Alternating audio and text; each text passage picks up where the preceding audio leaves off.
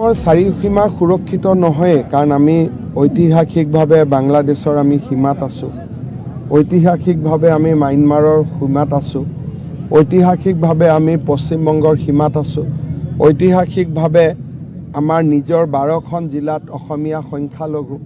গতিকে অসমীয়াই সুৰক্ষিত হ'বৰ কাৰণে ইজৰাইলৰ দৰে দেশৰ বুৰঞ্জীৰ পৰা আমি শিকিব লাগিব যে কেনেকৈ জ্ঞান, বিজ্ঞান, প্ৰযুক্তি আৰু অদম্য সাহসেৰে চাৰিওফালে শত্ৰুৱে আৱৰি থকাৰ পিছতো ইজৰাইল কেনেকৈ এখন শক্তিশালী ৰাষ্ট্ৰ হৈছে।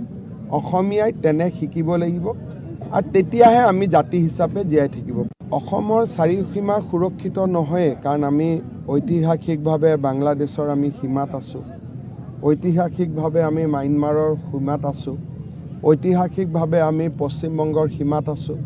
ঐতিহাসিকভাৱে আমাৰ নিজৰ 12খন জিলাত অসমীয়া সংখ্যালঘু।